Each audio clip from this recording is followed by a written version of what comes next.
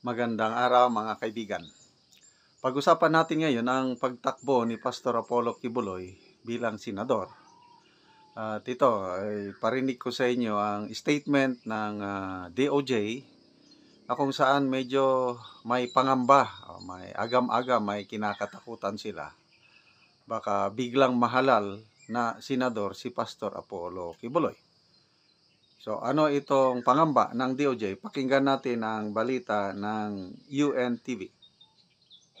Dante, paanong magiging hamon ng pagtakbo ni Kibuloy? Magandang gabi, Monica. Sinabi ni Department of Justice o DOJ Assistant Secretary Miko Clavano, kapag nahalal kasi Monica si Kibuloy bilang isang senador, ay magkakaroon na anya ito ng proteksyon bilang isang mambabatas.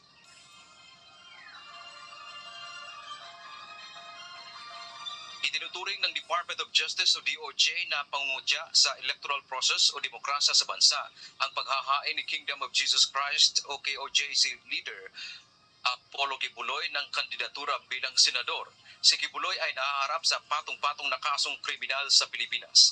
Dagdag pa ni Asek Labano, hamon na rin ito ngayon sa United States government na hilingin ang agarang extradition para mailipat sa Amerika si Kibuloy. Itong pag-file niya ng Certificate of Candidacy or Senate is a dare to the government to do something fast. Kasi if the time comes at sakaling mahalal siya bilang isang senador, then he will have some sort of protection already. Sa papanig naman ng pamahalaan ng Pilipinas ay gagawa na din ang hakbang kaugnay sa posibleng extradition. Naniniwala ang DOJ, dapat mananagot si Kibuloy sa mga krimen laban sa kanya. Hindi naman po pwedeng maging senador ang isang accused ng human trafficking, especially when there is substantial evidence already to the effect, no, na ganyan talaga ang ginagawa niya. So if anything, it just expedited the extradition. Monica, noong huling araw nga ng COC filing ay kumandidato si Kibuloy sa pamamagitan ng kanyang abogado sa pagka-senador. Pangunahin umanong layo nito ay maproteksyonan ang karapatan sa relihiyon.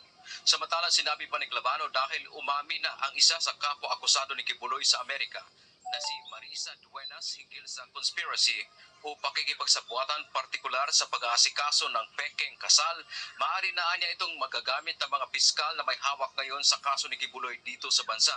Umamin si Duenas para mapababa ang kanyang sentensya. Paliwanag ni Clavano, patunay ito na maaaring may nangyari din talagang sabuatan sa paggawa ng krimen dito sa bansa tulad ng mga nakahain ngayon laban sa religious leader gaya ng qualified human trafficking, sexual abuse at child abuse.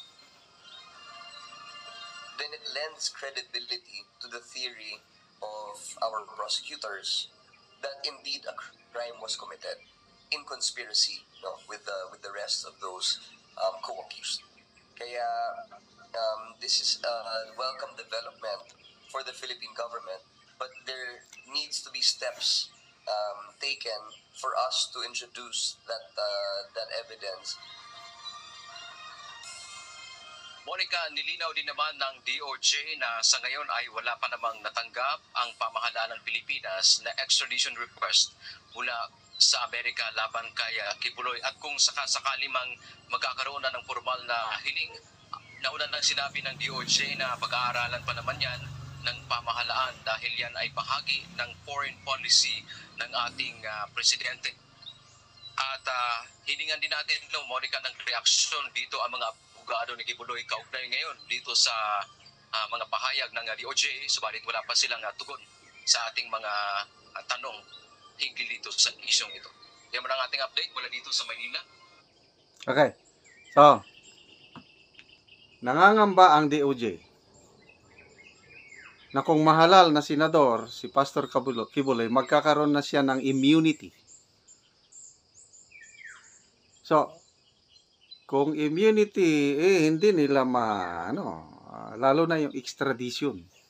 Yung dadalhin siya sa Amerika para litisin siya doon. Okay, gusto ko lang bigay ng reaksyon. Yung sabi ni Asek Labano na hindi naman pwedeng mahalal na isang senador ang isang taong akusado.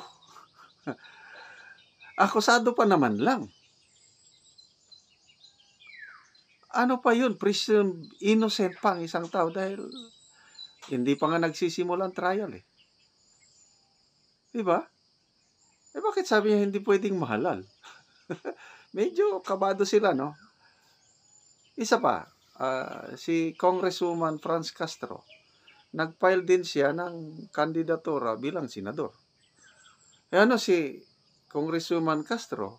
Convicted na ng Regional Trial Court. Oh, bakit hindi nila sabihin din na hindi pwedeng mahalal na senador yan? Convicted na yun eh.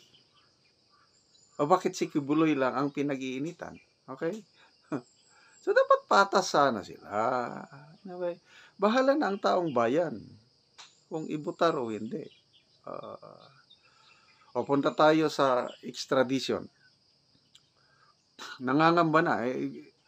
Lumalabas sa statement na ni Asek Labano na dapat ang US, padala na kayo, delikado. Hanggang ngayon, wala pang extradition request. Ano ibig sabihin nun? Okay. Sa napag-alaman ko lang correct me if I'm wrong, as early as year 2000 na, o 2001, indicted na si Pastor Kibuloy sa US. At ang mga abogado niya doon, handang-handa na simulan ang trial. Kaya lang, ang prosecutors sa US, palaging postpone ng postpone. Ayaw nilang masimula ng trial. Bakit? Anong ibig sabihin nun? Na-indict na nga. Nandun na sa korte, trial na. Palaging postpone ng postpone. Ayaw nilang magsimula ng trial. Anong ibig sabihin nun? Baka mahina ang mga ebidensya nila doon. Kasi sa US, grabe talaga ang ang korte. Hindi mo yan ma-influence yan. Very, very strong ang justice system sa US. Evidence-based yan.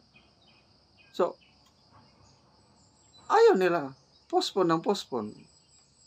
O ngayon, sabihin na lang natin, panahon ni PRRD, alanganin ang US government na extradite dahil kaibigan ng Pangulo si Pastor Kibuloy. Ngayon, more than 2 years na si President Marcos. Bakit hanggang ngayon hindi pa nila ipasa yung extradition request? Yun ang nakakapagtaka. Hanggang ngayon. Nung nag-surrender si Pastor Kibuloy, nahuli na siya, nandyan na siya sa poder ng gobyerno. When was that? More than 1 month na. Dapat kung determinado ang US government na i-prosecute si Pastor Kibuloy sa mga alleged crimes niya sa US, by this time, nandyan na sana yung extradition request. Ang tanong, bakit wala pa? Yun. So, ayan na. Nagkandidato na. So, malaking hamon sa gobyerno, both Philippine government and US government, itong pagtakbo ni Pastor Apollo Kibuloy. Narinig ko yung reaksyon ni Senator Rizal Tiveros. Nako, umalma siya na mag-isip kayo. Parang nagsasabi, huwag nyo yung butuhan. Although indirect parang, bakit mo bubutuhan? Again, bahala ang taong bayan. Kaya nga may eleksyon eh. Alam mo naman yung simpatya ng Pilipino sa mga underdog nung kasagsagan ng 16 days na pag-occupy ng police sa KOJC compound. Ang daming naawa, ang daming mga comments na nababasa ko. Hindi ako member ng KOJC, kaya lang sobra na ito. Paglabag na ito sa religious freedom, nakikisimpatya kami sa KOJC. Ganon yung Katoliko ako, Muslim ako, ganun yung ano. So, nagkakaroon ng sympathy sa KOJC. So, kaya, I don't know kung baka biglang maging senador si Pastor Kibuloy, malaking sampal ito sa pamahalaan. So, taong bayan, bahala po tayo. Sino ang ating bobotohan next year's na senator. I don't know, anong kalooban ng Diyos kung manalo ba si Pastor Kibuloy, susuportahan pa siya ng mga Duterte fans, yun, ang ano,